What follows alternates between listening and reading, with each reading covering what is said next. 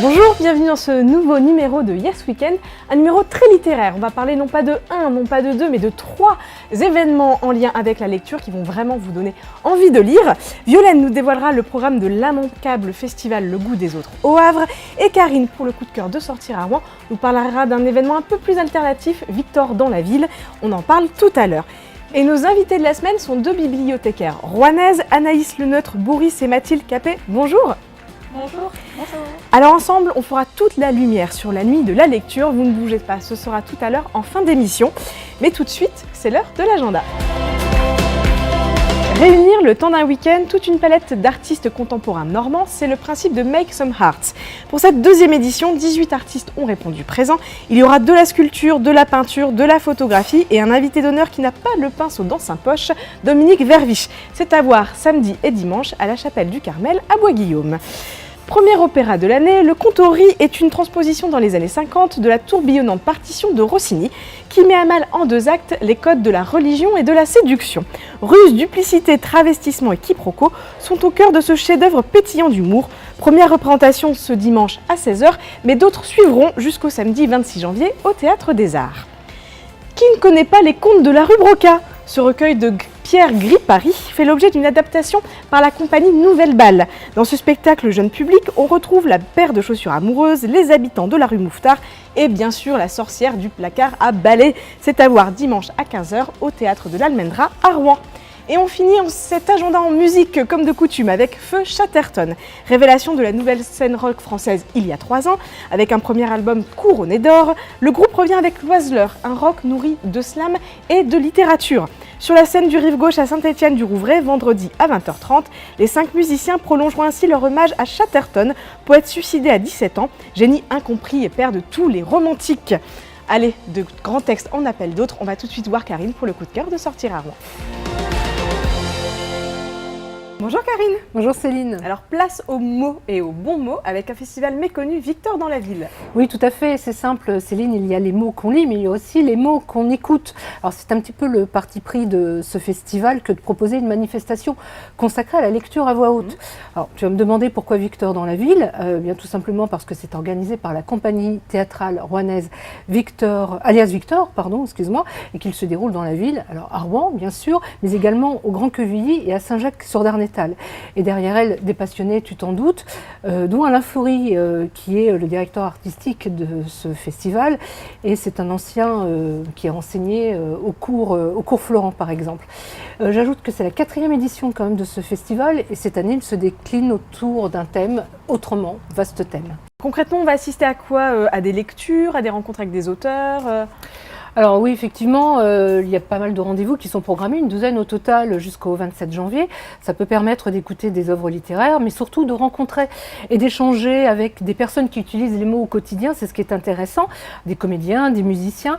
Alors c'est le cas par exemple de l'historien Pascal Horry, qui a travaillé à New York et à la Sorbonne, de la traductrice José Camoun, qui a notamment traduit les œuvres de Virginia Woolf et de Philippe Roth, de la metteur en scène Catherine Delattre, qui est à la tête de sa propre compagnie, puis d'une autre participante que Céline, tu connais, que je connais, que vous connaissez tous. Par contre, si je te donne son nom, Simone Hérault, ça ne te parle pas? Ah non, absolument pas. Bon, non. voilà, mais c'est la voix de la SNCF tout simplement. Et elle sera à Rouen pour les derniers jours de ce festival. Et puis un festival également réservé aux plus jeunes, puisque des lecteurs dès l'âge de 16 ans sont proposés à partir de samedi. Très bien. Donc moi je dis un festival qui invite Simone, la voix de la SNCF, ça peut quand même valoir le détour. Merci beaucoup. Merci. Karine. On rejoint Violaine pour parler d'un autre très grand festival littéraire, Le Goût des Autres au Havre.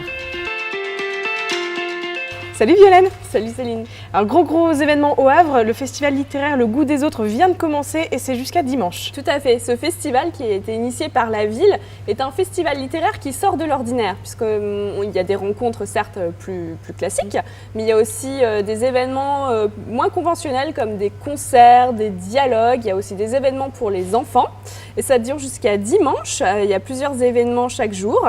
Cette année le thème c'est les voyages. Donc on va voyager à travers les littératures du monde entier, en présence de nombreux auteurs. Notamment, on peut noter la présence de Laurent Godet, prix Goncourt 2014, William Finnegan, prix Pulitzer 2016, donc il y a du beau monde. Il y a aussi Catherine Poulain, Leonarda Padura, Maïs de Kerangal. Voilà, tout ça c'est gratuit, l'entrée est libre dans la limite des places disponibles. Et si vous hésitez entre lire une bonne BD et écouter un concert, tu as un bon plan sorti à Gonfreville-Lorcher qui va vous réconcilier avec vous-même. Bah oui, je te propose qu'on aille voir un BD concert. Ouais. Voilà, donc on va pas très loin du Havre, effectivement, on va à Gonfreville-Lorcher où se tient la semaine en culture ouvrière. Et en fait, dans ce cadre, samedi soir, est proposé un BD concert qui s'appelle Putain d'usine. En fait, Putain d'usine, à la base, c'est un livre de Jean-Pierre Levarret, qui est un ancien ouvrier qui a travaillé plus de 30 ans à Grande Paroisse, à Grand-Quevilly, à côté de Rouen, une usine de produits chimiques. Et en fait, Putain d'usine, ça retrace son quotidien. Donc dans ce concert, cette BD concert, on va retrouver l'histoire de cet ouvrier, le tout en images et en musique. Donc c'est samedi à 20h30 à l'espace culturel de la Pointe de Caux. Et les tarifs, ça va de 1 à 9 €. Très bien, on va avoir vraiment de bonnes idées pour sortir ce week-end. Je rappelle que dans Sortir au Havre, cette semaine, on a vraiment fait un numéro spécial sur le goût des autres avec le programme et tout un tas de bonnes idées, de bonnes feuilles, de bonnes pages. Voilà, donc c'est à consulter cette semaine. Merci beaucoup Violaine. Merci. Est-ce que tu as déjà visité une bibliothèque la nuit? Non. C'est l'occasion samedi, à l'occasion de la nuit de la lecture. Vous connaissez la nuit des musées, mais connaissez-vous la nuit de la lecture? Depuis 3 ans, le ministère de la Culture incite les bibliothèques et les librairies à ouvrir leurs portes une fois le soleil couché. Rendez-vous est pris donc ce samedi 19 janvier. Et à Rouen, les bibliothèques jouent le jeu à fond avec une soirée sur le thème de l'imaginaire. Avec nous pour en parler, Anaïs Leneutre-Bourris et Mathilde Capet. Bonjour. Bonjour. Bonjour. Alors vous êtes co-organisatrice de la nuit de la lecture pour les bibliothèques de Rouen. Quel est l'enjeu de cette nuit de la lecture pour les bibliothèques à Rouen? Alors l'enjeu, c'est de faire découvrir les bibliothèques de manière différente, sous un aspect ludique et festif, de proposer des animations gratuites pour tous les publics, et puis de contribuer également à changer l'image des bibliothèques. Parce que les bibliothèques ne sont pas qu'un endroit où on lit, même si c'est déjà beaucoup. À Rouen, je sais qu'on peut emprunter des jeux vidéo, des consoles, des instruments de musique. Exactement, il y a une multitude d'activités et de nouveaux services présents maintenant dans les bibliothèques. Et la nuit de la lecture est une belle occasion, une belle opportunité pour les faire connaître.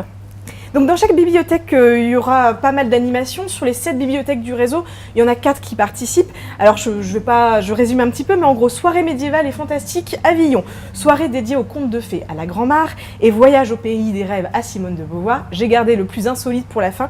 C'est une soirée steampunk à la bibliothèque Parment. Alors si j'arrive pas trop à bien le prononcer, par contre vous allez m'expliquer qu'est-ce que c'est le steampunk. Alors c'est ça, c'est le steampunk, qui est un courant littéraire à la base, mais qui a évolué en fait en un courant beaucoup plus culturel, cinématographique et beaucoup plus varié, qui s'inspire du 19e siècle, mais un 19e siècle à la Jules Verne, un 19e siècle victorien dominé par la vapeur, par les matériaux industriels comme le cuivre.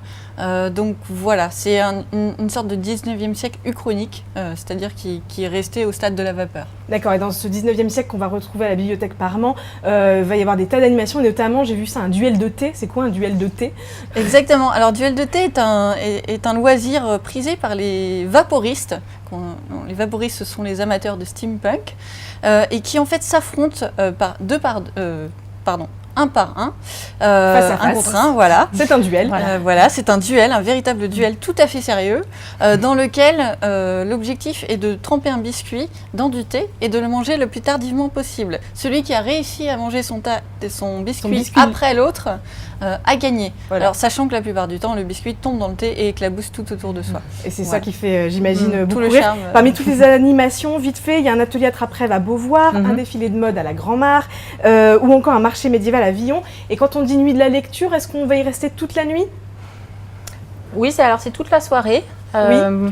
Pour la bibliothèque Villon, ça aura lieu de 19h à 23h. D'accord. Et la bibliothèque de la Grand-Mare, 19h, 23h30. Et donc pour la soirée steampunk à Parment, c'est de 17h à 21h30. Ensuite, les gens pourront aller à Villon, qui est juste à côté. Et à Simone de Beauvoir, c'est 17h30, 21h30. 22h, pardon. 22h. Voilà, vous avez toutes Voilà. les infos. Sachez que les bibliothèques de Rouen ne sont pas les seules à participer à cette opération nationale. On relance une trentaine d'initiatives sur l'agglo. Le mieux pour toutes les connaître, c'est d'aller sur le site nuitdelalecture.culture.gouv.fr. Merci beaucoup, mesdames. Merci à vous. Et si on allait voir ce qui se passe au ciné ? 19 ans après Incassable et 3 ans après Split, M. Night Shyamalan mixe les deux univers pour en faire un seul et même film, Glass. On retrouve donc Bruce Willis dans le rôle de David Dunn, Samuel L. Jackson dans la peau de l'homme aux os de verre et James McAvoy sous les traits de Kevin Wendell Crumb et de ses 23 personnalités. Et tout ce petit monde, il se retrouve dans un hôpital psychiatrique. À l'heure de la marvelisation, voilà en tout cas un film de super-héros qui change un peu. Vous avez été envoyé ici pour être l'ange vengeur. Êtes-vous résolu à accomplir notre vengeance? Ces individus ont perdu le sens des réalités. Beaucoup de gens vont souffrir. Ne faites pas ça.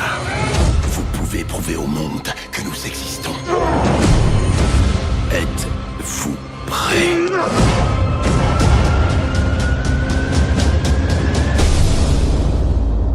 Sortez les mouchoirs pour le nouveau film avec Julia Roberts. Ben is back suit une mère prête à tout pour sortir son fils de la spirale de la toxicomanie. L'ex-Pretty Woman donne tout dans ce film, dans ce rôle de mère courage. Mais le jeune Lucas Hedge, déjà très remarqué dans Lady Bird et dans Manchester by the Sea, est aussi à la hauteur. Vraiment un film très poignant. Tout ce que je me suis infligé, à moi et aux autres. On peut pas les sauver, mais tu t'en voudras toute ta vie si tu ne sais pas. Alors, où est-ce que tu veux que je t'enterre? Dis-moi, ta tombe, tu la veux où? Je vais pas mourir. Enfin bref, voilà, je suis toujours là, alors merci à tous, merci.